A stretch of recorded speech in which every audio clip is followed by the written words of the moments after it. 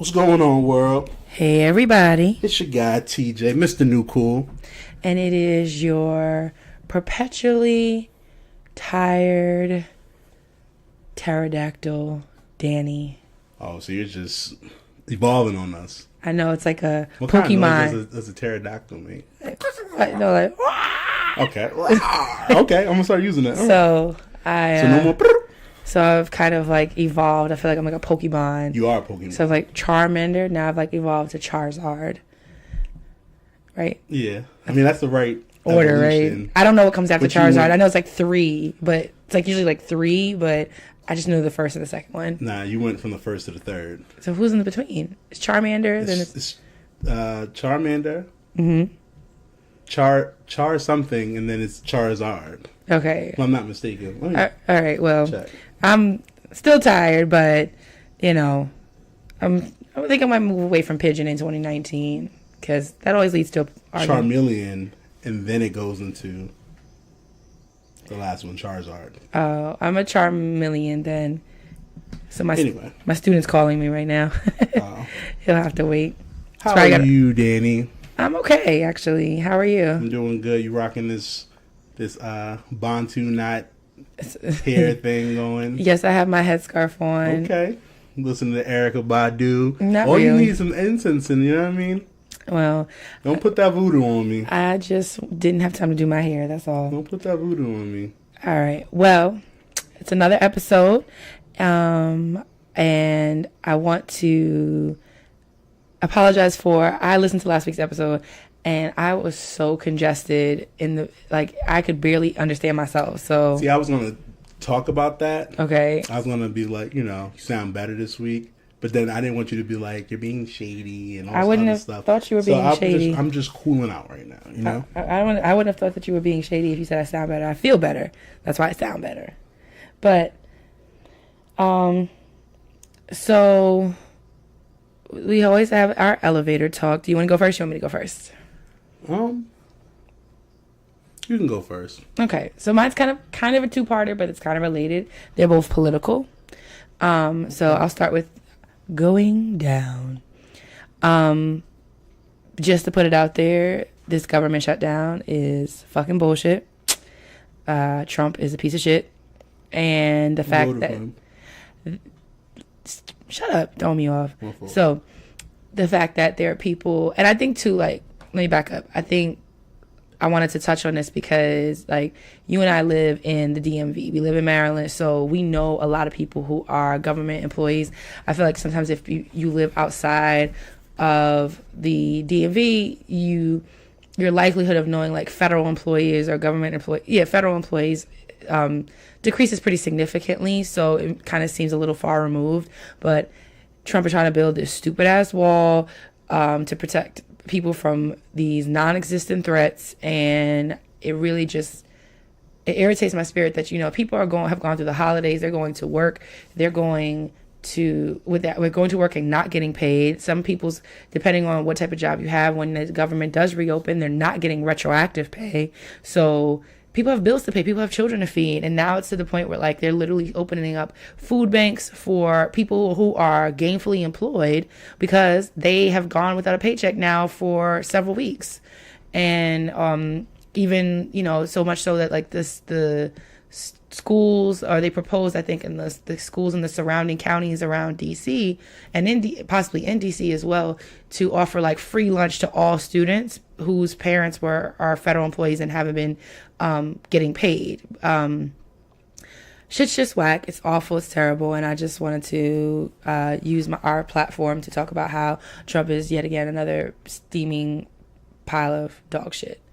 And then on the flip side, going up. Since the new year has begun, there's been the swearing in of new congressmen, congresswomen that all won during the midterm elections.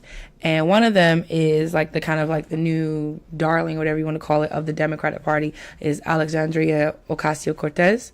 And I just want to say, like, I fucks with her. I like her because I seen the video. They try to like release a video of her like dancing, and she was in college, like high school or college. Yeah, and And so she released another video. Her dancing outside her office. Yeah. And I'm like, keep them mad. I like her energy that she's on. She's like, keep that same fire. You're gonna like let them stay mad, let them be mad, because ultimately, like, she's there to initiate change. She's about doing what's right, not necessarily doing what's easy. And she admits that, like, you know what, she knows a lot. She's a smart young woman, but she knows that she doesn't know everything, and she's willing to learn. And I appreciate the fact that, like, she wore hoops to her swearing in, because she was like, now if, you know, somebody tries to say, oh, you have red lipstick on and you wearing hoops, that's not professional. She'd be like, no, she's like, a young girl could say, I'm dressing like a congresswoman, because that's what congresswomen look like. I didn't know she did that. That was fire. That's dope. She wore white because white is the protest color for women, as far as, like, from all the way back to women's suffrage. So she's out here just making niggas being mad. a gangster. Yeah, she wore red lips, like, or red nail polish or red lipstick, like Sonia Sotomayor, who's the first Latino Supreme Court justice. She's also a Delta, right?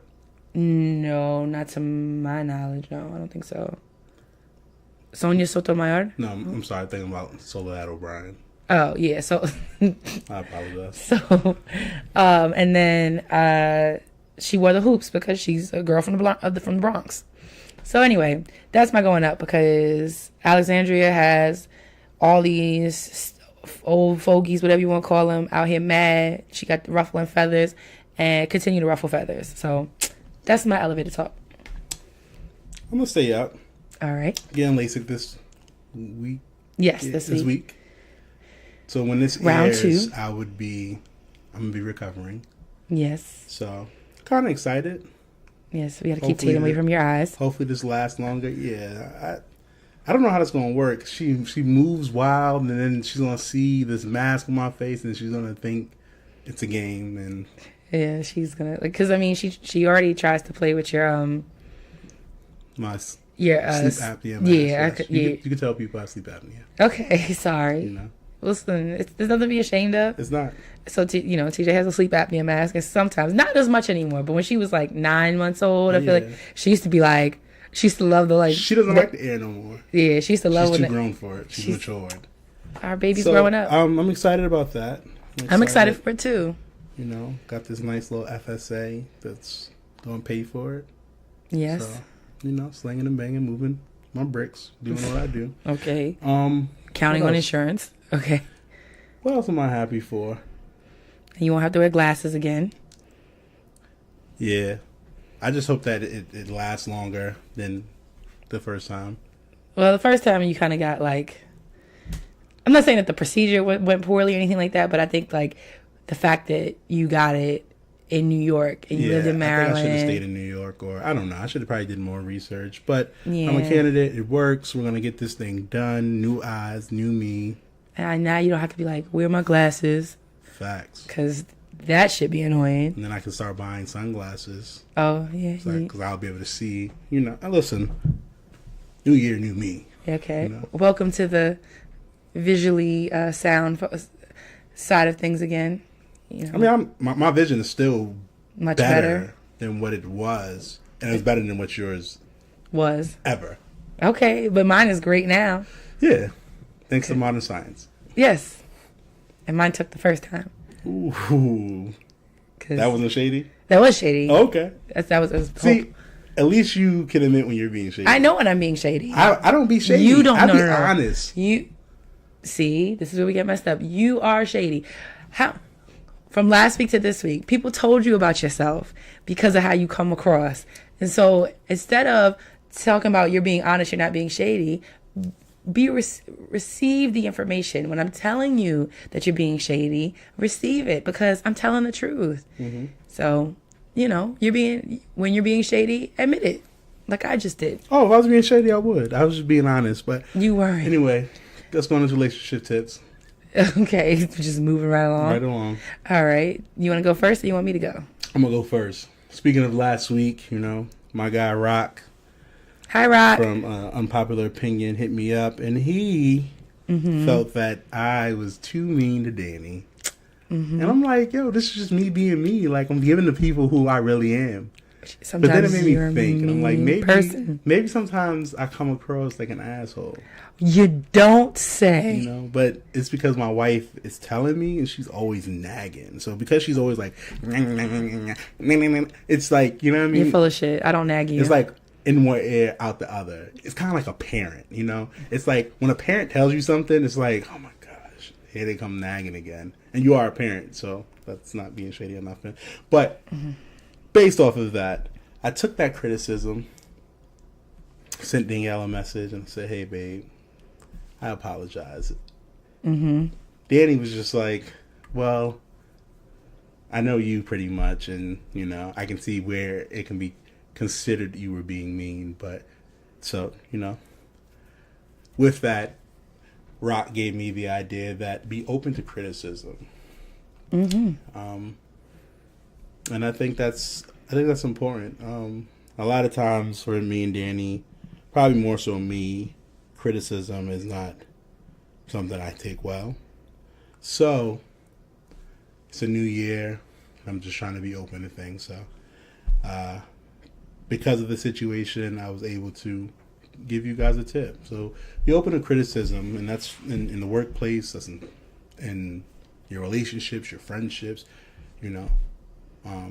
Don't be afraid to ask more questions if you need to, but if someone's giving you some criticism that can be helpful, and you know that it's not coming from a malice place or them trying to sabotage you, I say you should take it. So, well, I appreciate your realization and turning it into a tip, and being that the way you treated me last week inspired doesn't that mean that by your logic, I automatically win? I mean, by my logic, my friend gave it to me, so because he's my friend, he's on my side, he's Team TJ, then it's okay. I win. No, okay. So he may be Team Dani for real. I mean, everybody's Team Dani. And it's so everybody can't weird. be wrong. Everybody can't be wrong. Well, I mean, they can. I make a lot of sense. I make a lot of sense. A lot of people can be wrong. They can be. TJ, I make a lot of sense. Jim Jones. You're not listening right now. He had a lot of people who followed him. You're calling me Jim Jones. You're comparing me to a cult leader. I'm just saying. So this is you not receiving information. You like everybody. I'm taking it. Everybody's Team Dani. Everybody. Okay, I'm taking the criticism. Everybody can't be wrong. Listen, I'm gonna be in my corner by myself. I make a lot of sense. You don't think I make a lot of sense. Shoulder dancing by myself. Hey. You don't make a lot of sense. By myself. Or shut the hell up. By myself. So listen. So I need you but you know what? I'm glad that you realize that. It's like I don't sometimes make sense to you, but I make sense to the rest of the world. And that's what keeps me sane, you know? Okay. Because my husband doesn't always understand me, but other people do. So thank you, Rock, for clarifying. And I'll say this, like, I didn't leave last week's episode feeling like you hurt my feelings or anything like that. I definitely know, like, we disagreed a lot throughout that episode, but I didn't feel like you hurt my feelings. But I can see why people would say that you sounded mean or whatever, because your tone is gruff, like, you know, and like my tone is not like that. Like your tone was like kind of like low because I was a little sick, yeah. I mean, but also too, I'm just trying to. I'm human. You are human, and you accept me for who I am. So I do. Thank you for that. You're welcome. Thank you for loving me. You know, sometimes, but I appreciate your acknowledgement, because sometimes, even though I accept you for who you are, I told y'all last week, it could be a little exhausting. I'm wrong. I'm gonna apologize.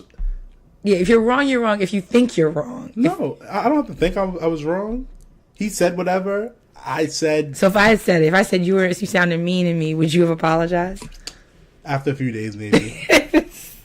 Okay, it wouldn't have been. So, listen, because, you know, relationships are battles, it's wars. So I can't just concede every time. Sometimes I gotta self-reflect. Did Rome say you sounded wrong too? I mean, I don't remember. I don't remember what Rome said, to be honest with you. Hold on, let me see what the text. All right. Well, while you're looking that up, I'll do my relationship tip of the week. So, is it inspired by me? Because if it is, you don't gotta say it. I won. No, it's not. I just gotta ask. But, you know, in the last week or so, like, TJ and I have had a lot of debates, a lot of like difficult conversations, and one thing I want to address in relationships of any type is that you're only as strong as your weakest link in the chain of your relationship. Because a relationship can be, if you look at it as like a fence, it's the linking of shared experiences, backgrounds, preferences, types, and issues that, you know, bring two people together that like can, in some cases, forever link two people. But every fence has a weak link. Every piece of armor has a chink in it, and you're only as strong as those weakest links. And you really need to, like, as much, even if it doesn't necessarily come around or come up that often, you still need to sometimes do the work and address those issues. I'm not saying that they're going to be resolved overnight, and maybe addressing those issues is having a conversation, and maybe addressing the issue is, you know, having going to couples therapy. Maybe addressing the issue is coming up with some type of strategy that, you know, when you get to that bridge that you've been to before, you know, have a better strategy for how to cross it. So, because even the strongest relationships have weaknesses, and what those weaknesses look like vary from relationship to relationship, but they definitely can't stand to be swept under the rug. And you need to do the work to address them. You know, it might start with the Band-Aid, and then eventually you might find better ways for it to truly heal. So that way you guys can be a stronger, united front, and you can have this strong fence or this strong armor of you and your partner, or you and your friend, or you and whoever against the world. And that is my relationship tip of the week. How was that? It was cool. Mine's better, but this nigga, I swear to God. It's crazy to me. It is crazy to me. So, and Rome said that we were just duking it out. That's it. He didn't pick a side. So he probably agrees with me. So he's Team TJ as well. Rock is, you can have Rock. Go ahead. If he didn't pick a side, Rock is on your side. If he didn't pick a side, it doesn't mean he's really on anybody's side. That doesn't mean he defaults to you. Why? Because he was your friend first? I mean, I'm over in the corner by myself. I can't get one person? That's not my problem. All right, go ahead. You can have him too. No, we can let Rome dancing by myself. Rome, when you hear Shoulder. Rome, when you hear this episode, just shoot TJ a text message or hit us in our DMs or something and let us know who you agree with from last week's episode. We already know I have Rock on my side. Team TJ, that's all I'm saying. Out there. Listen, it's okay to be the bad guy in Bison. Well, you know what? I'm stealing Nicki Minaj joint. You didn't even understand. And who? M. Bison. I don't understand that. M. Bison was the bad guy in Street Fighter. I'm the bad guy. Oh. M. Bison. So how is that a Nicki Minaj? Because Chun-Li? Yeah. Who's Chun-Li? Chun-Li was never a bad guy. No. I'm saying like, who was Chun-Li in this? I'm not gonna call myself Chun-Li. So. Okay, so who am I, Chun-Li? No, you're not even getting it. All I'm saying is I used her line, and I just said, instead of, she said she's the bad guy. Chun-Li, I'm the bad guy, and Bison. Because Chun-Li was, I understand. Okay, so Chun-Li was never a bad guy. I remember that. Understand that. Well, she was actually in the beginning. She doesn't really make a lot of sense though right now. Anyway, so. Yeah, but what I was saying though is that kind of touches back to, I tweeted this earlier, and this part was inspired by many of our conversations. Is I was looking at. Inspire a lot. Go ahead. Anyway, I was looking at something on Instagram, and it was about like cartoons or whatnot, and I think I do agree that a superhero is only as good as his or her villains. I feel like I take that from the conversations that you and I have had, because you obviously taught me a lot about cartoons and stuff like that. I teach you a lot about cartoons, and a little bit of life too.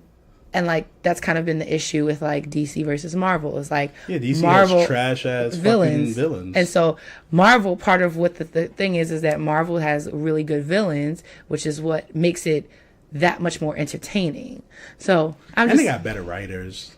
Yeah, but I'm even before you get to like the movies and stuff like that. I'm just saying like they just have. No. But like I'm saying though, a hero is only good as their villain. But the DC comic books, they have a lot of villains. It goes in depth. It's a lot of like dark. I mean, the Joker is arguably the best villain that there is. Yeah, but I'm saying that's just for Batman. But I'm saying Superman, like these comic books have a massive history, and they have like different universes, different versions, kind of like the Bible, like different people write it or shit like that, and different collaborations. But DC just trash with what's the name? Translating it to movies. Aquaman was fucking trash. And it sold out. It sold a lot. But this shit was so cheesy. That's because Jason Momoa is excellent to look at. Yes. That's the reason why. Because women wanted to see him. Okay. I have to tell you a lot of times to close your eyes. And I did not. You did. Because I paid for those movie tickets. Exactly. My type of woman. Be defiant. Yes. I'm going to enjoy it. Exactly. I did. So, all right. Well, with that being said, we're going to go to our sponsor. Yes, we are. We're going to get some Gainz in our life. Hey friend, it's time for you to ditch those workout gloves and get the grip and wrist support you deserve. What do you suggest? You need to get the Gainz Load and Lock grips by Gainz Sports Gear. They are more durable than gloves, have a non-slip grip pad that provides grip support and added wrist support unlike your traditional workout gloves, and will protect your hands from calluses. Do they come in different colors? Not only do they come in different colors, but they are available for men and women. Do yourself a favor, go to gainsportsgear.com. And remember, a better grip equals a better lift. Embrace the process. So you too can embrace the process using our code LOVERS10 at Gainz, Gainz, sportsgear.com. They have workout gear, they have book bags, they have clothing, they have everything you need to get ready for the gym. It's the new year, so get your Gainz and embrace the process. And now, back to the show. All right, everybody. So we are back. Zach. And we now have a listener letter. So this person gets right to it. It says, Dear Lovers Quarrel. Hey. My husband and I are expecting our first baby in July. Congratulations. Mazel tov. And while we are beyond happy, pregnancy has presented some new issues for us. New issues. I'm struggling with all the changes my body is going through, and I feel like my husband doesn't know how to quite make me feel beautiful in my same but different skin. Needless to say, I'm kind of irritated. Dani, did you have the same experiences? TJ, how did you remind Dani that she was still attractive even when there was a little stranger growing in there? Thanks, pregnant and pissed. Pregnant and pissed. So, do you want me to take my part, or do you want you can go ask me the question one more time? So she wants to know from you is like, how did you remind me that I was still beautiful, like when I was pregnant? And she asked me if I was going. All right, I didn't ask you. That's me. It's about me right now. Okay. Try to do you. Trying to sleep with me. Yes. Was how you showed me that I was. Yeah, it didn't change. Honestly, no. I mean, I feel like I told you more. I would agree. I feel like I told you more. I was more understanding to things. I was more like trying to make sure that it was easy for you. Mm-hmm. I mean, seeing the person you love grow a human is like probably the most beautiful thing I've ever experienced.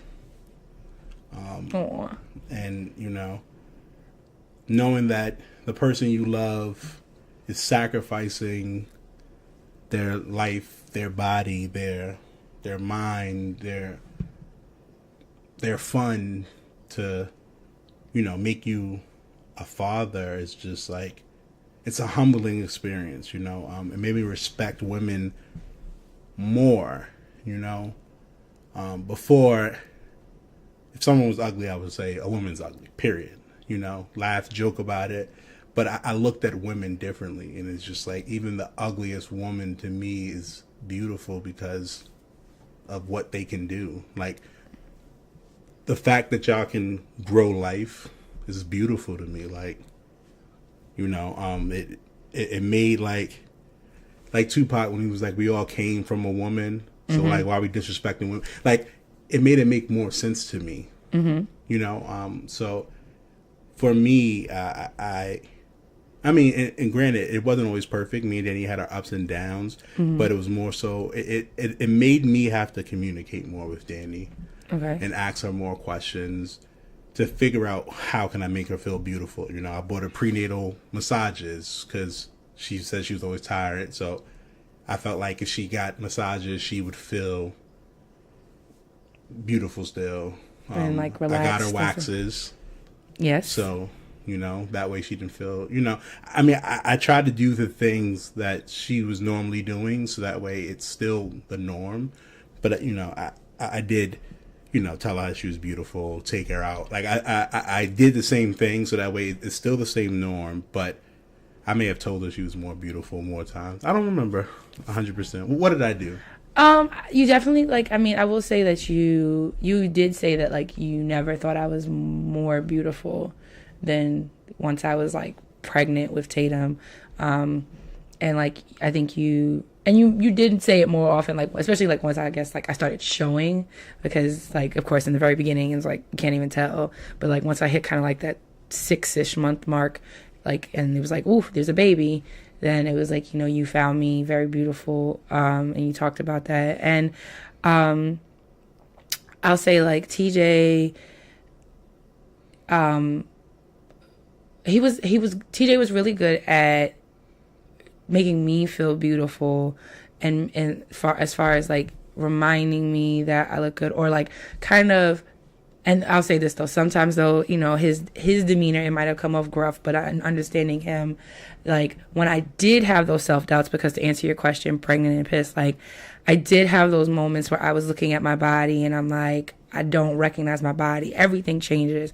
Your breasts change, your stomach change, your skin gets darker in weird places. You start growing hair, you get hairier in some places, and especially like as I got closer to my due date, I was just like looking at myself and I'm like, this just is like, there's just so much going on, and like, how is this going to come back and what's going to happen? And when I would kind of express those concerns to TJ in his TJ way of saying things, it's kind of like, why are you worried about it? Like, he'd be like, he was like, you're having a whole baby. Like, you have an entire human being inside of you. Like, who gives a fuck about what your body looks like right now? Like, you're doing such an amazing thing with your body right now. So it might have been like in a gruff manner, but he still was kind of trying to convey that my body was doing this like super important job right now. So if my body looked crazy, or if it didn't look crazy, if I felt bad about it, like, I should be focused on the fact that I'm generating and creating and cultivating like this life. Like, I always kind of made the joke when I was pregnant. I was like, I'm over here, I'm growing eyeballs and elbows and, fingers and toes and stuff like that. What I'll say is, like, what made me, sometimes that like got frustrated me with TJ during my pregnancy was not necessarily how he made me feel about myself and about my image, but the part about like trying to like get him to connect with our unborn child. And that part was where sometimes he and I would have a disconnect, and I won't dwell on it too long, but basically, sometimes I would like spitball, and I'd be like, what do you think because we didn't know what we were having, like, what do you think he or she's going to be like? I feel like we should talk about that though. And you kind of didn't, you didn't understand. I didn't have the same connection. And I know, and that's it's different. It's natural for a man. It's different for you because, like, I knew that I loved my child without even seeing her, feeling her, whatever. But I didn't have the same aspirations that you did. Yeah, and I get that because so, and say that to say to our lover, because her husband may be the same way. Yeah, and he might not have the words. If that's the case, don't be upset with him. I mean, I feel like everyone goes through the situation differently. I love Dani, but she wanted to be like, what kind of child do you think this child's going to be, or stuff like that. And for me, because we weren't finding out the sex of the baby or anything like that, I wanted to be surprised 100%. So the only thing I wanted was a healthy baby. Everything else was not fair game. Sorry. Everything else was open. Like, I had no preference. I didn't care if it was a boy or girl. I didn't care about any of the other stuff. So I think that's different. And for me, it's just, I didn't want to know as much, or I didn't want to start assuming things, and then it becomes opposite. Like, I didn't want to start falling in love with, this is going to be a boy, and then it became a girl, or vice versa, or anything like that. So for me, it was just like, let's just let it rock, and we'll see. I'll be able to give you everything when the baby's here. Let's just enjoy that the baby's going to be healthy. Well, and I guess hopefully to answer your question, like that was our experience. So it wasn't perfect, but there were definitely like pros and cons to it.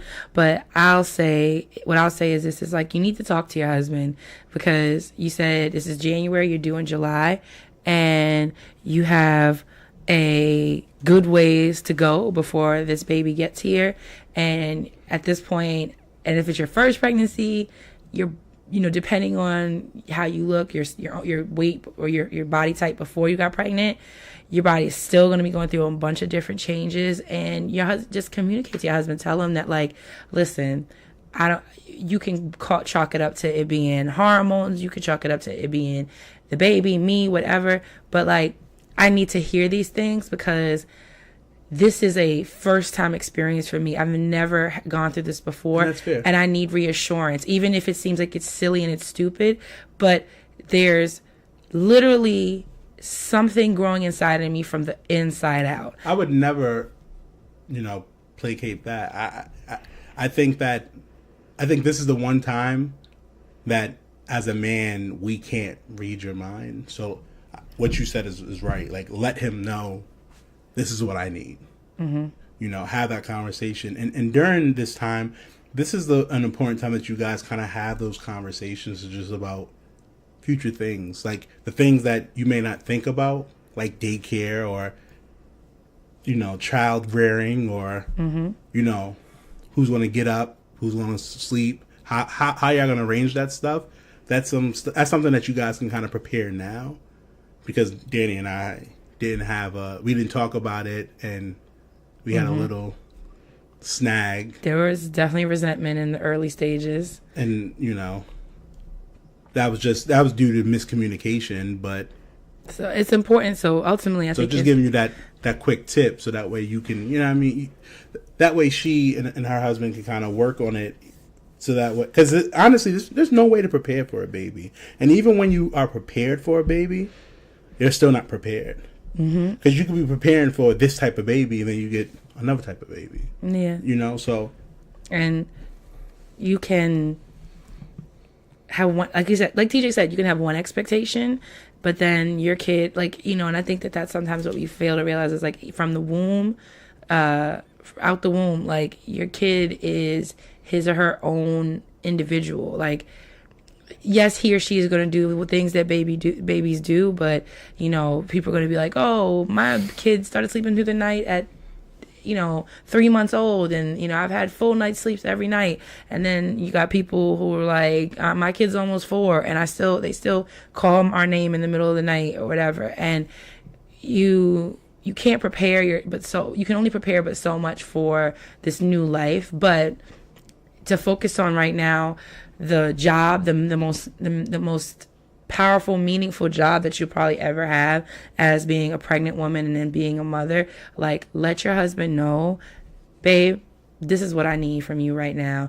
And I will say this is the time in your lives where I feel like he should, within reason, obviously, like kind of be on some like, yes, dear type of tip. Like, yes, this is what my wife needs. She's doing, like kind of TJ put it, like she's doing this huge, not favor, but basically like she's taking on this huge responsibility in order to not only, bring us closer together, but to bring us closer together and bring a new life in. She's letting me become a father through her.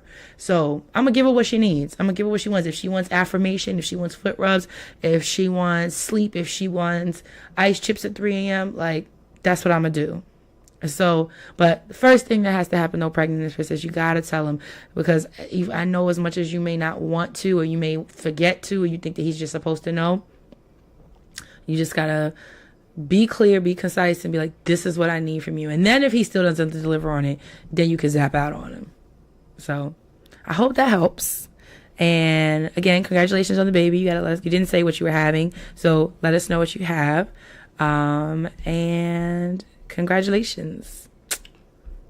So I seen something on IG today. Angela posted a question somebody asked. So I thought it would be different if we just touched on it. Okay, I'm listening. So it says, hey, I need some advice. My boyfriend got me pregnant. Been on birth control faithfully. He tells me that if I keep it, we will be co-parents and not together. But if I have an abortion, we can still work towards building a future and stay in a relationship. What should I do? Whatever the fuck she wants, and dump that man. One way, either way.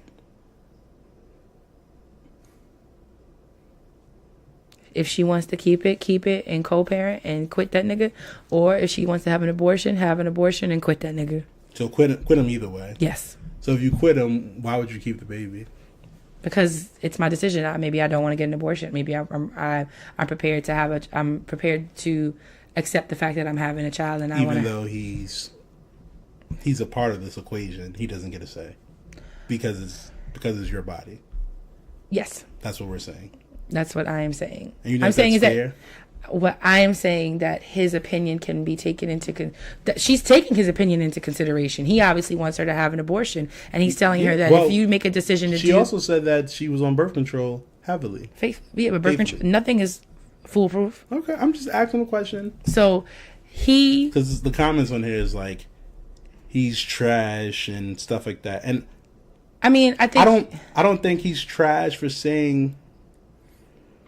I don't think he's trash for saying what he said. Maybe it could have been worded better. Maybe, but I think I would have never been like, we can continue to work on our relationship. But I also know that having a baby is hard. It is hard. Especially in like that.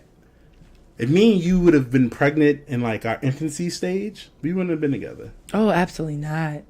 Not at all. But if we had gotten pregnant when we were in high school or college, I wouldn't have had the baby, because that would have been my decision. And even if you didn't want me to get no say, no, you wouldn't have. I mean, TJ at that age would probably been like abort, chop shop, abort. Yeah. I can help you. I can do it myself. So, but this is a time. Yes, you contributed to my getting pregnant.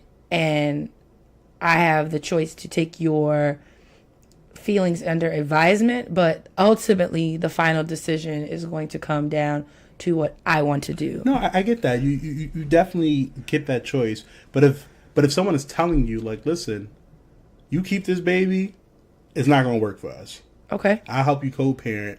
Or let me flip that. What if he said, listen, if you keep that baby, I'm not going to be there. Would you still keep the baby, even though he's telling you up front, like, you can have this baby, but you're not going to see me? If that is what I want to do, if I want to have this baby, then I will still have this baby, even if he's saying that he doesn't want to have a part in it. Because then, if that's the case, I can either do one of two things. If I go into it and I say, I want to have this baby regardless of your presence in this child's life, mm-hmm. I can raise a child on my own completely, or you can just be somebody who I get child support from and I don't ever have to see you. But why get child support from somebody who don't want to Because he still has a responsibility to that child, even if it's only financial. Because I understand. What I'm trying to say is that I understand that, but if somebody's telling, why would anybody, and this is just my thinking, unless the woman was told she can't get pregnant and she gets pregnant and it's like a miracle baby and you want to keep it, that's a little bit different. But if you're just keeping a baby because this is what you want to do and someone's telling you, listen, I'm not ready for a child, I don't want a child, and you do it without them, I just feel like you shouldn't be mad at that person. He told you what it was.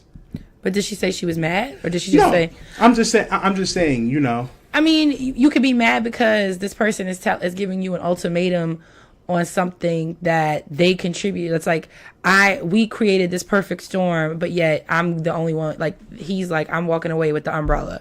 But so you can be mad. He gave you an option. He gave an ultimatum, and so if you have an ultimatum and it's like I'm choosing to do whatever, like that ultimatum shows me everything I need to know about who you are as a person. So I don't want to be with you either way, because basically to me what that email says is that when the going gets tough, you get going. I can agree with that. And I like that. I like that. I like that a lot. You're right. He did give her an ultimatum, so we could be co-parents together. So then we co-parent, and that's it. I mean, so. I do agree she does have that right, but reading it just brought me on to, like, you know, when when women have kids and the father is telling you I don't want a child or whatever, and it's like you still have the kid, like why did you still have, like why would you bring a child into the world knowing that you're going to be a single parent? You brought a child because you personally don't want to get an abortion because, like, or maybe to your point, maybe this is my only chance to have a child. Maybe maybe that's just, but the thing about it is, like, it doesn't even matter what the reason is. It's just that if I find a woman finds herself pregnant and she decides that she wants to have the baby, she's saying, I don't, and the man that she got pregnant by is saying he wants no parts of it. You have your right to feel that way, but she has the other way around. He wants the baby and she doesn't. The baby and she doesn't. Then she has a right to terminate. But if he says, "I'll take," and for me, I think that's kind of unfair because I understand it's your body. Yeah. But you shouldn't be the final say. No, she is the final say. A woman is the final say. I understand how the law is and what it is, but I don't think that's fair. I don't think it's fair that she has the final say. So if she wants to keep the baby or don't want to keep the baby, it's up to her. Like, yes. If I didn't want the child, you decide to keep the child, and then you see it as a come up or you see it as whatever. Her motives may be horrible, but that's why you have to be very discerning about who you sleep with. I mean, and I get it. Women have the right. I'm not saying that women shouldn't have rights. I'm just saying that if a woman's like, I don't want this baby, the father's like, I do want this baby. Like, no matter what, the woman wins. It's not about winning. It's just about it's ultimately her choice because it is her body. No, I'm just saying. I'm sure there's been cases where a man has said, "Have the baby. You can sign over your parental rights, and I will raise the baby myself." And that's happened. It's probably not very often, but yeah. I think the thing that comes down to is there's someone I used to work with. Sorry, someone I used to work with. Did that? She married the dude. They had a baby. They broke up. She married another dude from where we used to work. And the father is signing over his parental rights. And to me, it's so crazy to see it. Like, I could never imagine just writing off my rights. Like I'm no longer legally your parent. Mm-hmm. Like, to me, that's like the worst. Like, I don't understand how people abandon their children unless they're like on drugs or like if they're in a situation like a circumstance, then I understand that. Well, I'll say this is that but just to be a deadbeat, that shit's trash. Yo. It is trash. But then there's also time. But then it's also like, would you rather that person who's a deadbeat sign off their rights so that way now I don't have to worry about there being, because like there are certain things that I as a mother I couldn't do, because if you objected to it as Tatum's father, you have to be listened to because she's here. And so if I wanted to do something where you could object to it because you have your legal rights to her as her parent, then we have to go back and forth with it. Now, if you are a deadbeat and you don't want no parts of it and you sign it off, you're still a trash whack nigga anyway. But at least now you don't have, I don't have to, like, from a legal aspect of it, I don't have to go through you anymore to do what I was going to do anyway. I mean, that's a benefit. I mean, and so there's for the person writing off their rights, they're doing it so that way they're not held responsible. Exactly. Same time with people who like donate sperm and stuff like that to same-sex couples and things like that. That's all, they sign those off so that way they are simply donating the biological specimen in order to create a life, not that they have it. But that's a special circumstance. I mean, I'm just saying that you got to be some type of trash person to be able to like leave your child. Like you have to be the scum of the earth, and people do it every day. No, I get that, and men and women, 100%. I'm open, so you have to be like the worst person ever to be able to see a baby, know that it's a part of you, and be like, fuck this. I'm good. It happens every day, unfortunately. But to come back to what this situation, like, he's whack. And whatever she decides to do, she should break up with him at the conclusion. He's definitely trash. And because first off, if you're having raw sex, you got to know that this is a possibility. Exactly. So you're trash for that. And you're trash for knowing that you're having unprotected sex. She gets pregnant, and now you're like, here's an ultimatum. I just wanted to kind of get your take on that and kind of go around the block in different scenarios. That's fair. Well, I will end on this though, because I know you brought up the question about like, so a man doesn't have a say or whatever, and they don't, and because first of all, it would be like a double standard, because women are the only ones who are able of carrying life, and men sometimes feel entitled to have an opinion, like in our government even, about what a woman does with her body, does or doesn't do with her body. There is nothing in law or anywhere of the sort that tells men what they have to do with their body. There's nothing about your physical makeup or anything that would be going on with your body that I could tell you, or that you would have to take my consideration under. You would have to, or take my feelings into consideration. But as a woman, because I'm the one that can get pregnant and carry a baby, I have to listen to what you have to say when everything is. I'm not talking about obviously you, but like when everything's happening to me. So that's why a woman's right to choose is exactly that. I definitely agree that women should have a right to choose and everything else. My only thing is just saying that if a guy is like, I want a kid, and a woman gets pregnant, she's like, I don't want the kid. She has the right to say, I don't want the kid, and she can get aborted. Yes. Boom. And then if it's the other way around, the guy doesn't want a kid. She says, I want to keep the kid. She gets to keep it, and now this guy is like trapped. I just think he's not trapped. He is trapped. He's not trapped because he, like you just said, he participated in acts that could produce a child. No. So you're not trapped. If you were wearing a condom and she says she's on birth control and she pokes a hole in the condom, or she just in turkey based the bullshit, that's trapped. Yeah, but if I'm fucking you raw, let's use that situation. Well, if you're trying to like stealthing is a thing, right? Yeah, no, so like, no, I'm saying if you're stealthing somebody, then yeah, that's trapping someone. I'm saying that the guy, she gets pregnant. Let's hypothetical. She's like, listen, I don't want kids. He's like, I don't want kids either. Mm-hmm. She gets pregnant. Now, like, he's been using condoms, whatever. She poke holes, and then she gets pregnant. Like, there are women out there who do that, who poke holes in condoms. Absolutely. I mean, and there's also guys out there who poke holes in condoms. Yep, or slip the condom off during sex. Yeah, so that's all I'm saying. I mean, and and that to me would be a better argument for trapping someone when you were doing something without somebody's permission. Got you. Versus me and you are actively engaging in raw sex, and then I get pregnant, and now I don't want to. And even if because I could say I don't want kids, and then I accidentally get pregnant one day, and I decide I changed my mind. But you have that right. I have every right to do so. You have the right. So you're right. To that lady, I hope whatever she decides that she's happy with it, and fuck that nigga because he's trash. Facts. So.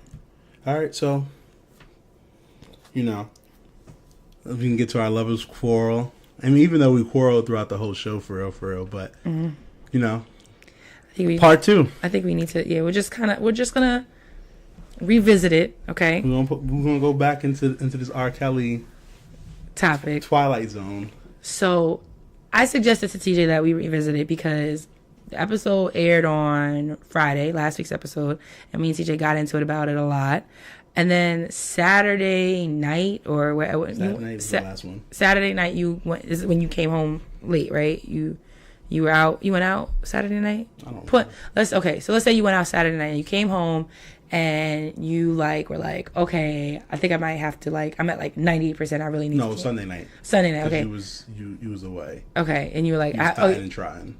Anyway, I was out with my mother and my sister. So old thought, and older thought. You calling my sister my mother thoughts? Love you, Shay. Love you, Mom. Anyway, so you were like, oh, he's pretty much all the way canceled. Yeah, he's 90. You said 98%. Yeah, he's 98%. and you and I, like, I had to ask you, like, what was this other 2% that you were holding out on? And, you know, because I feel like your opinion kind of shifted a little bit, although I still don't like the fair game commentary. I feel like fair game is like poor choice of words. Well, but when I say fair game, I'm not saying that, you know, because I have a group chat with my guys, Rock and Rome, and Rome is saying that he didn't like the fair game wording because it makes it seem like I'm saying that if a country says 13-year-old is legal, then it's fair game. No, that's sick as fuck. Mm-hmm. Like, what I'm trying to say is that it's morally, all of it's morally wrong, mm-hmm. but legally it's not wrong. Mm-hmm. So, TJ, no. With the present day women. TJ would not ever mess with somebody that's super young. If Dani and TJ were no longer, and I was able to go out there, no, I'm not going to look for an 18-year-old, or I'm not going to be like, I'm in Denver and be like, legal age of consent is 17. So if I get a 17-year-old, I'm free. Or if I'm in this country and the legal age is 16 or 15 or 14, I'm good. I'm fair game. But what I'm trying to say is that R. Kelly messing with teenagers who are 18, 19, let's just say in the teens, high teens. Although he's old as fuck, it's fair game.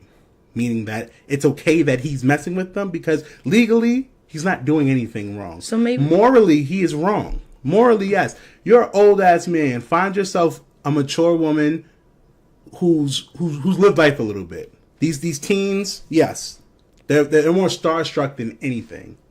Like, this nigga picked up a girl from his court trial. Yes, he did. You gotta be some type of sick to be on trial for fucking with a young girl, and you pick up a young girl.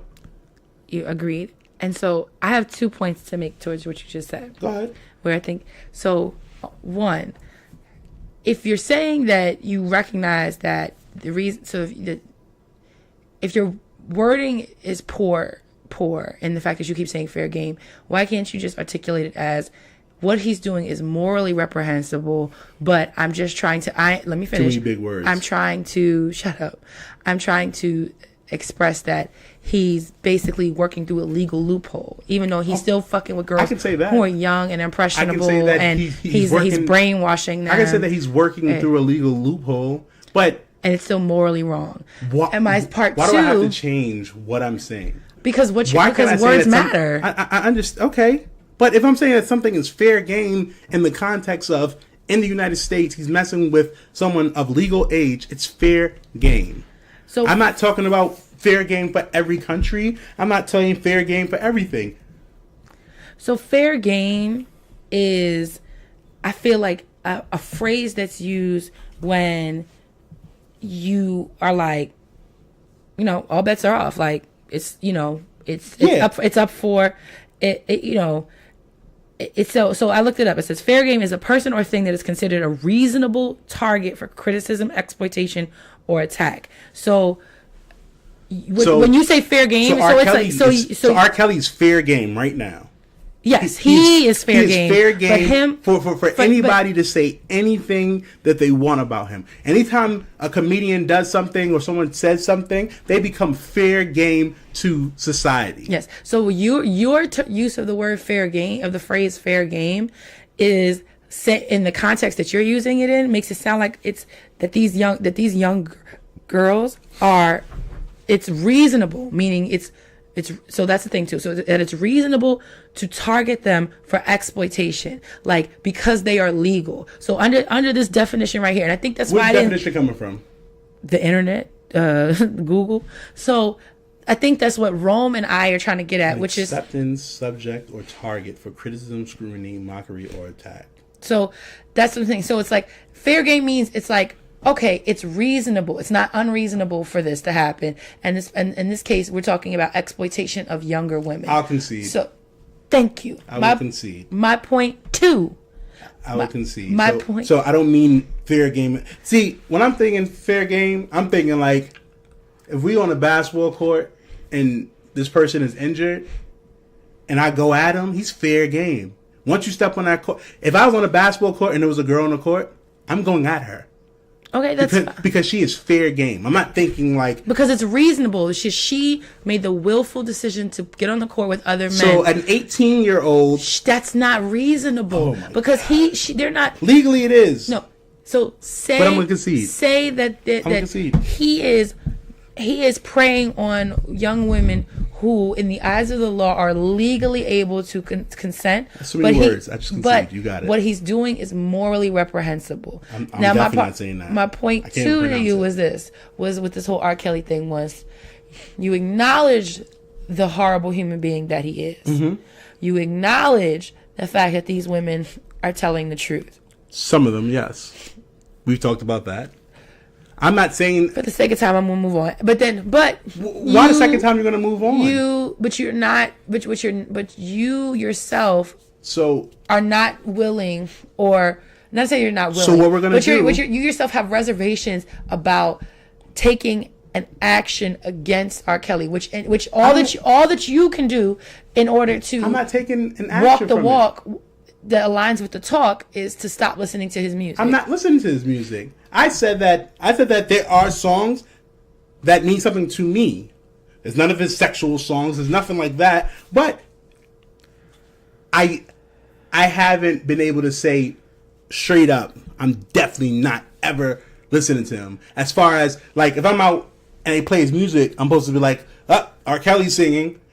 Anytime he wrote something for someone, I'm supposed to R. Kelly's singing. Like, that's what I'm saying. But as far as listening to his music, I don't listen to music now. Like, he's not somebody like so if I listen to every day. So if a song comes on by him that he's singing, will you skip the song?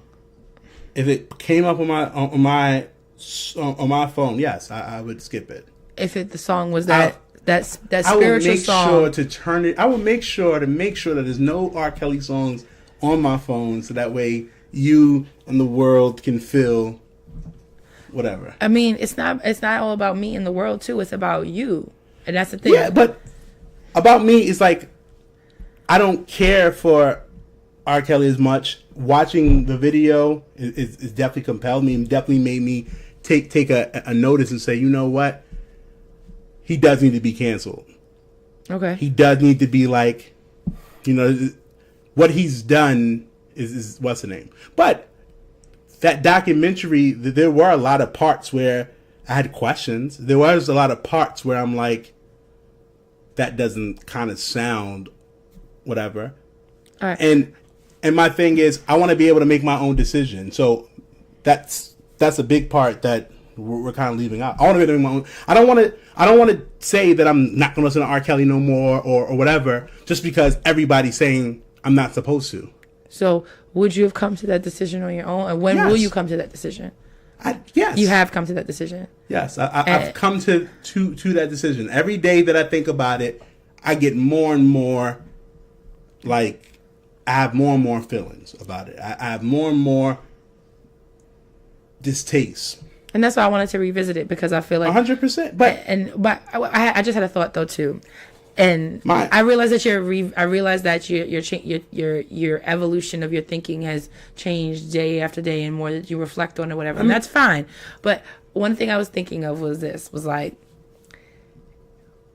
would you, knowing what you know now and feeling how you feel now, would you have, or even last week when you were when there was way more contention between you and I, if R. Kelly walked up to you on the street right now, would you shake his hand? No. Why the fuck is he walking up to me? I don't know. I'm saying hypothetically. So you would not shake his hand and greet him? I have no reason to. No. Okay. And why is that? Because you know what he's about? Because I know I know for a fact that he's messed with someone who was statutory raped somebody. Yes. Okay. And then you would not shake his hand. You would not greet him or be kind towards him, I should say. You would not shake his hand.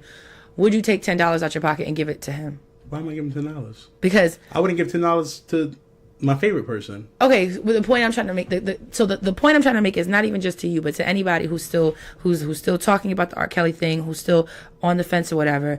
If you find what he's done morally reprehensible, so much of the and I keep saying morally reprehensible, but if you find what he did was wrong, and you believe that he has preyed on these young women, these young girls over the course of decades, and he has been abusive towards these people, to these young women, even if it was just one.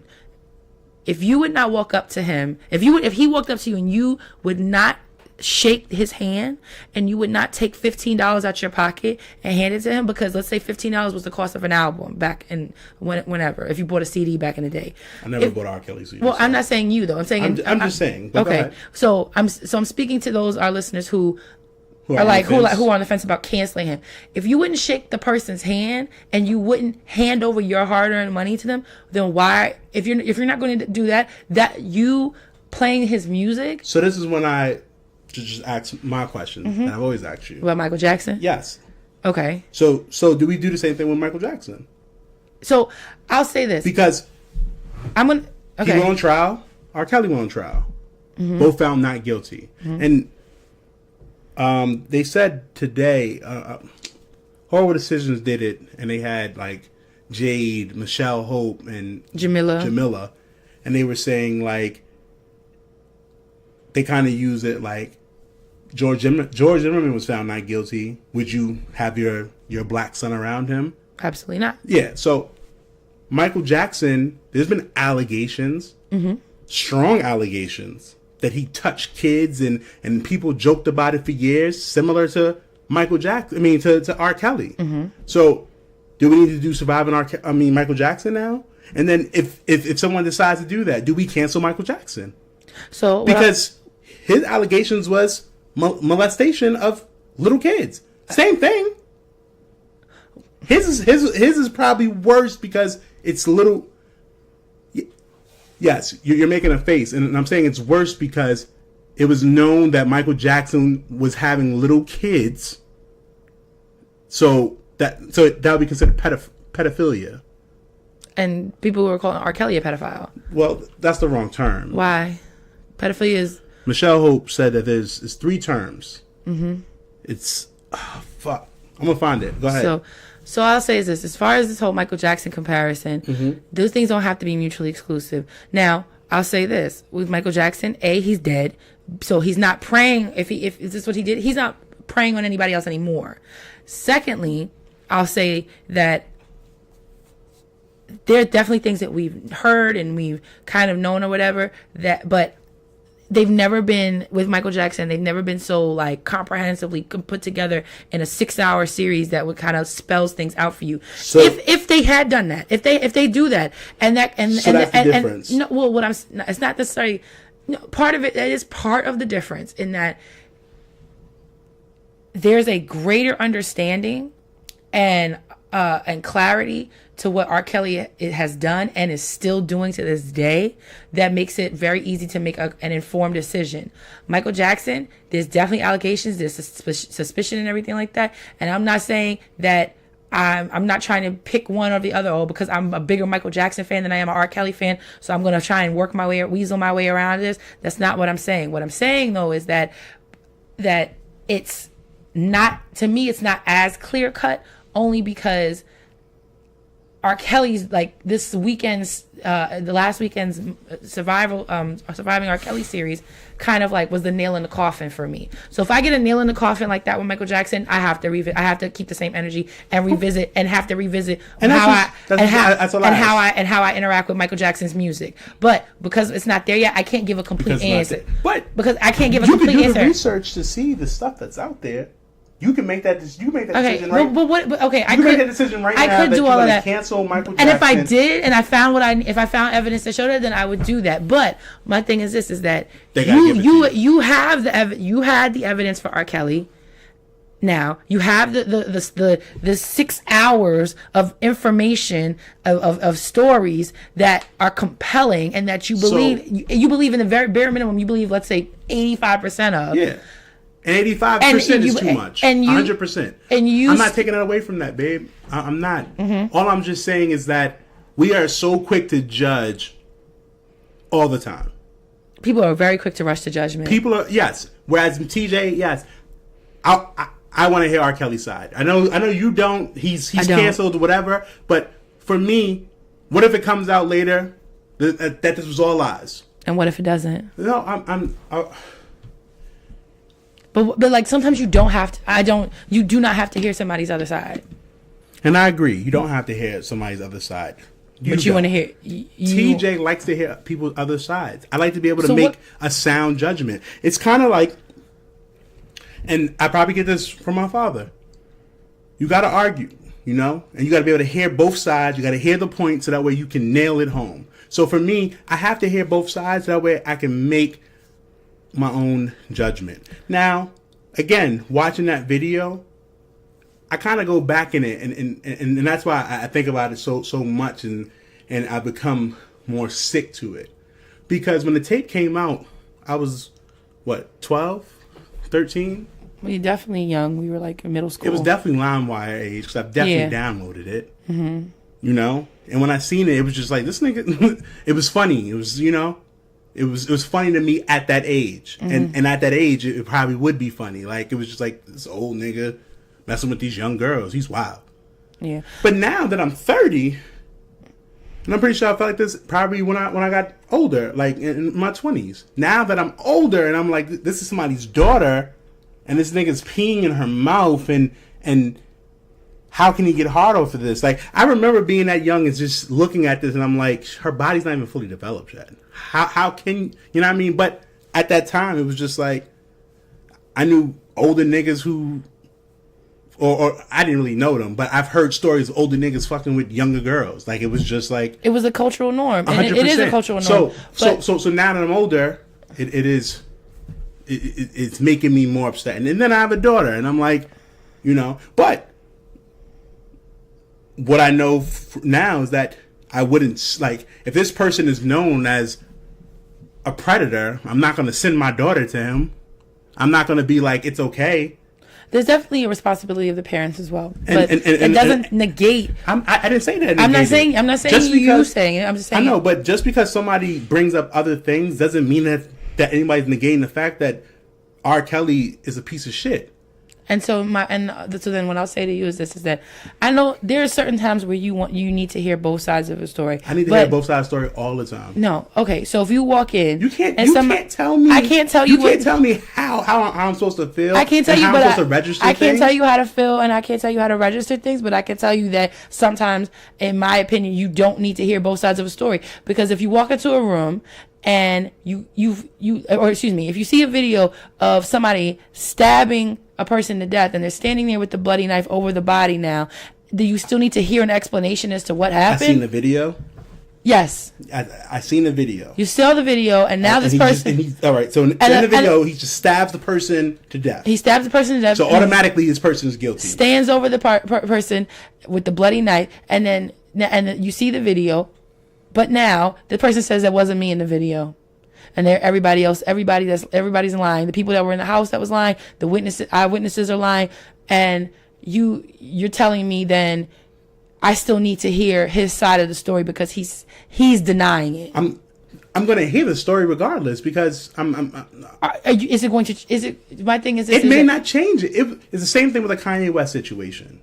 You wanted to cancel Kanye as soon as and I said I wanted to hear the interview. I heard the interview, and I was able to make a decision that I wasn't fucking with Kanye.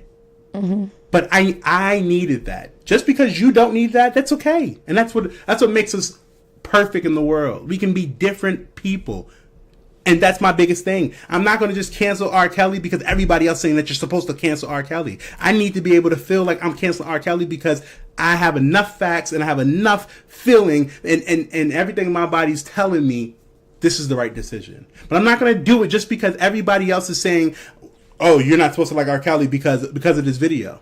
You want to feel like you're coming to your own conclusion as opposed to you're just agreeing with what most people have seen. I can agree with that and have come to that conclusion. I can agree that those people who made that decision or feel whatever, it's to them. Mm. It's to those individuals. But I shouldn't be shamed or shaded or talked bad about because I need more, or because I want more, or because I want a better understanding, or because I have questions. So I'm supposed to just come to a quick judgment. If my daughter got into a fight or if my daughter did something and she told me her side of the story, I want to hear the other side of the story too. I want to make sure that the two fucking stories match. I'm wrong for that. I'm supposed to just be like, well, Tatum told me that she said this, so I'm supposed to believe only Tatum? No. And I'm not going to feel bad for that. I'm not going to feel bad that I haven't been 100%. I'm at the before I was 92, I was 98. I'm getting there.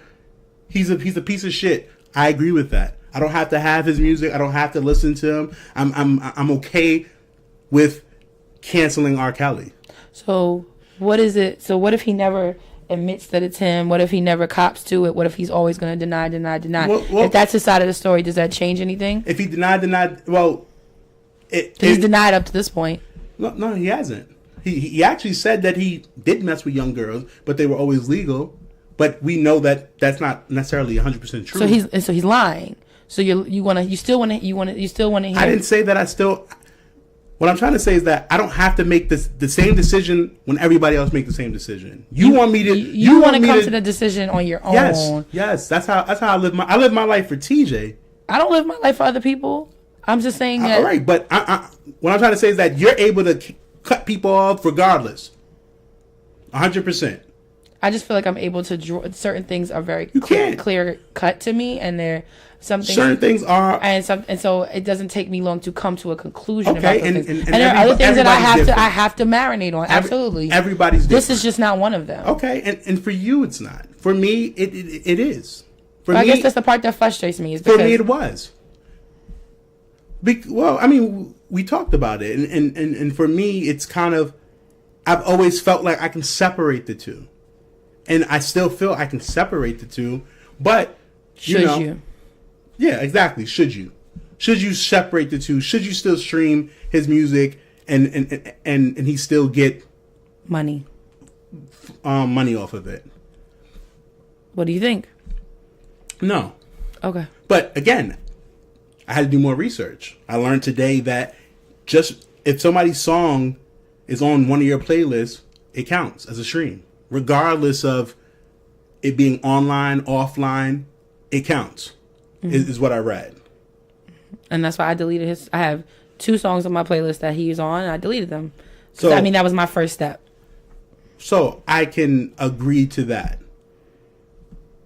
But again, our biggest argument is you want me to jump on the bandwagon with you because that's how you feel. And, well, if anything, I was ahead of the bandwagon because before this came out, I wasn't fucking with R. Kelly. Okay. But whatever. I just was. But I am. Your logic is sound, but I also feel like. But I do feel like sometimes it's just like there are times where things can go without saying. There are times that things yes like and you. No, you but sometimes, that's what yes and no is. There are times, not all the time. Yeah, I get that, but this is one of the times where it's not necessarily. What if it's like The Life of David Gales? It's not. No. But see, that's the difference. You want me to only go with how you thinking, but you can't ever just go with the alternative because you don't want to go to you don't want it to be wrong at all. Because I know it's not. No, you don't know. We don't know what goes on in that world. We don't know what goes on in that La La Land. We're assuming based off of what they give us, but we don't know the fucking truth. So, what what level of evidence would you need? But you've already got video evidence. We got the video evidence of whatever he was proven not guilty off of that, and then it looks like it looked like every woman he was messing with after were of legal age. So he was found not guilty because people were paid off and people weren't denying it. Listen, we're going back and forth on the issue. At the end of the day, I'm not going to concede because that's what you want.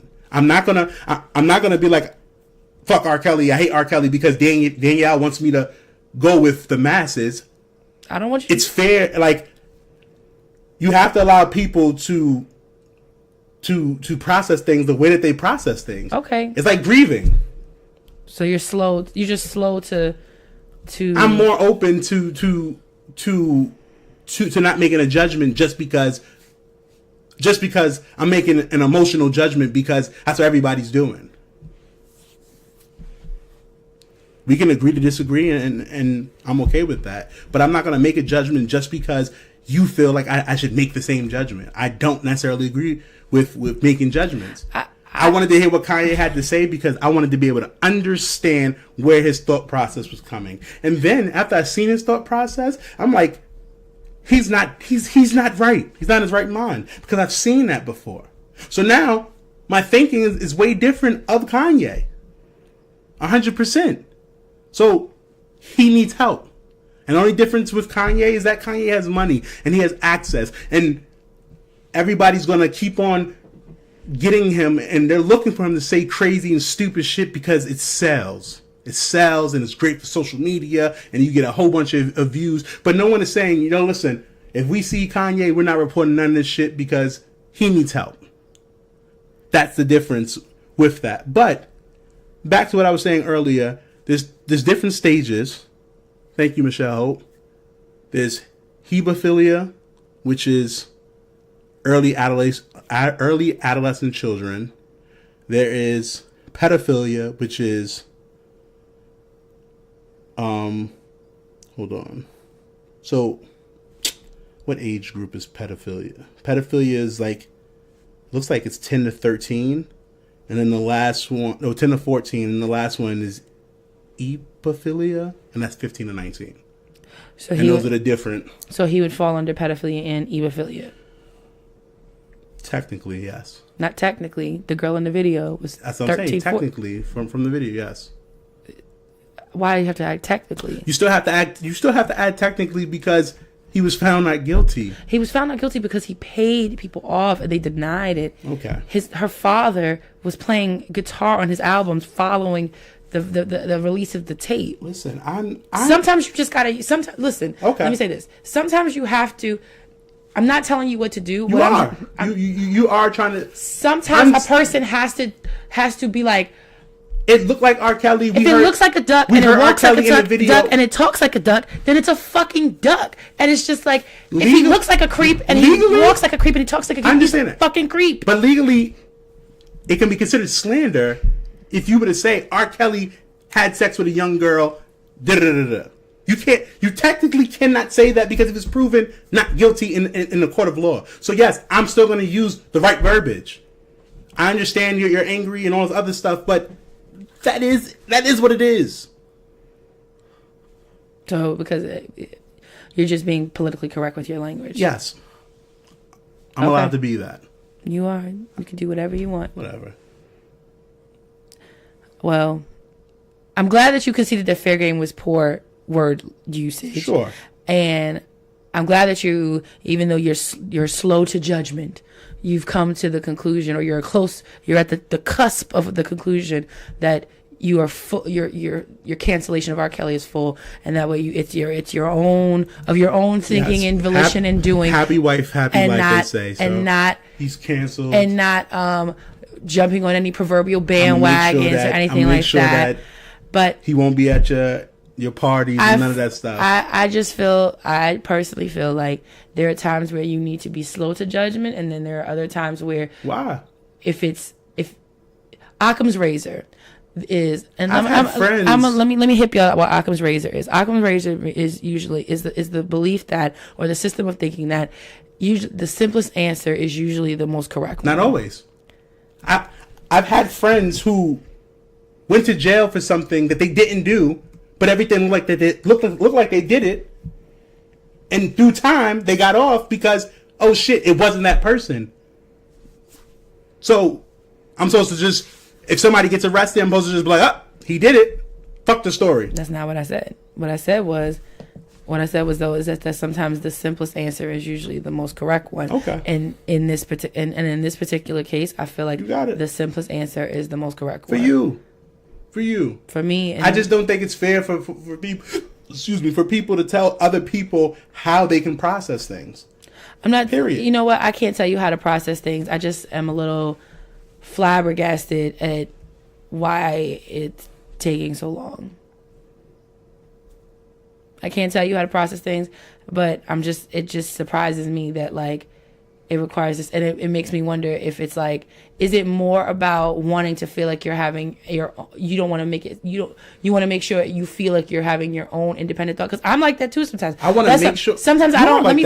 You 100%. So sometimes I don't ask a lot of opinions. opinions about people on things from people, because I don't want their opinions to then start being muddled in with my own, and I forget where So why I is it stood on fair for something. you to have that moment when you have it? Because but when I can't have it. Because I have that moment on things like, on topics that are not. So it's all based off of how the topic is. So It goes from topic to topic. Yeah. But I think it goes off of person to person. And I'm a type of person that I need to be able to make sure that I'm making the right decision, and I'm not making the decision because somebody else is telling me I need to make this decision, or because everybody else is making that decision. I want to make sure that I make it, because once I make it, I don't want to have to go back. I don't want to have to apologize. I don't want to have to do these things just because I wasn't using my mind. So what's your final opinion that you've arrived to on your own? That he's trash. He's a trash human being, and he needs to be stopped. And I would make sure that it's a learning experience, and he's up there with the Larry Nacers and the fucking Sandusky's, and the biggest thing that I take from the whole situation is, parents, make sure that you make sure that you have that relationship with your kids. We have to be more open with our kids and allow our kids to know that no matter what the situation is, that as a parent, you got their back. Because typically what happens is kids don't, the adult make it like, if you tell anybody, they're not going to believe you. Or if you tell anybody, I'm just going to deny it. And so now you're trapped. But I feel like if they knew that they can go to their parents and their parents would make sure, or their parents would believe them, then it would be easier for kids to say something. And what I'll take away from it, that would be the second most important thing I would take away from it. The first thing I would take away from this is that we need to make sure that we get child predators like R. Kelly the fuck up out of here. I don't care how successful, I don't care how much money they have, I don't care how much they might have influenced the culture or time in life, or how many babies you might have made to his music, that if he's a fucking criminal and he's a creep and he's a predator, then he needs to get the fuck up out of here. Then I will say secondly is that parents, you need to make sure not even that you parent that, and I'm not talking about just him, I'm talking about any predator. It could be in the neighborhood, it could be a relative, it could be a trusted adult. So you're worrying about the predators first, as opposed to making sure that your child knows how to maneuver amongst the predators. No, like you're focused on getting rid of the predators. Yes, yes. How else do you get rid of the predators if the predators are going after children who's not going to say anything? You do, so you can do those things. Let me say this: instead of ranking them, you could do the same things at the same time. But my thing is that it shouldn't be, in my opinion, because to me that's kind of like you're trying to take, not you, I should say this, to me this equivalency is like when they talk about girls, like us teaching girls how to, you got to watch your drink, you got to make sure you don't leave it unattended, you got to wait, let me finish, you got to put your keys. You got to put your keys in the palm of your hand, so that way if you need to attack, that's you want to. Instead of us also simultaneously teaching our boys, don't fucking assault women. You should. Don't be rapists. Don't take when no means no and stuff like that. But so my thing is this: is that a parent's responsibility is to definitely to love and protect and prepare your children. But then also we need to be able to identify and get people who are like R. Kelly the fuck up out of here. 100%. And so those things need to happen together. It's not, but you know what? You can try to get these people out here, and they're still going to be out there. So if you're worrying about this and you're worrying about this, you can't worry about both. Yes, you can. Why can't you? Okay.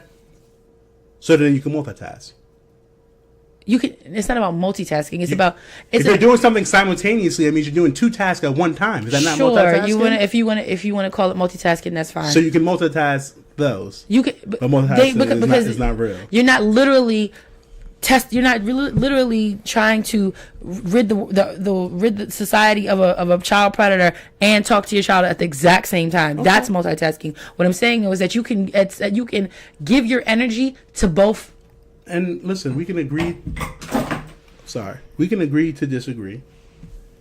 I think it starts at home. I think the most important thing is making sure that these kids have a voice. And you know what? Even if it's not you that they can talk to, have someone that they can talk to. If it's an auntie, if it's the school teacher, because you may have students who can't go to their parents because their parents are going to lose their shit.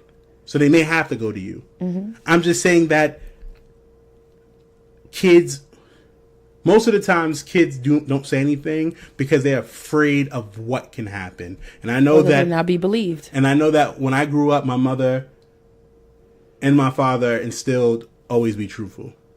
Listen, we're going to get through it regardless. Like, no matter what, you can kill somebody and you can come to me and we'll get through it.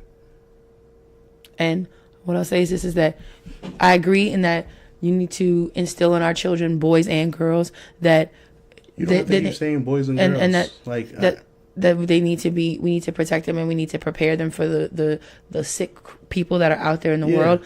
But I also want to say is that believe people when they tell you, because in my opinion, if you come back around with that, like, well, I need to hear both sides of the story, they're going to shut down and not come to you again. You can believe them. You can still get more information and insight, but I'm not going to say to my child, hey, I need to listen to both sides of the story. I'm always going to believe my child. I'm always going to believe people when they say something, but I've always been the type that someone tells me something, I'm gonna look it up. I'm gonna find it. When I first met Nelson, he said he played basketball for Temple. I Googled it. When I met my man Durant and Wish said that Durant played basketball. I Googled it. Like, I'm never gonna take shit. I'm never gonna just take shit for face value just because someone said it. Because people lie. People lie about stupid shit every day. Just a lie. So if it's something that can be searched, I'm gonna make sure. So yes, my child can tell me a story, and it could be 100% true. But I still want to be able to hear whatever else. But I'm never gonna be like, "Hey Tatum, tell me the truth," and then be like, "All right, I believe you, but let me go ask them too, just so I can make sure." No, I wouldn't do it like that. So I don't know. Okay. Well, we can agree on what we agree on. We can agree to disagree on what we disagree on. Sound about right? Sure. Why not? I'm glad you've come a little closer to full circle. I'm glad I can make you feel comfortable. I want to make you proud. I want to make sure that you feel like you have a husband who's with the shits. Good. So, anyway. I think that wraps up another episode of Lovers Quarrel.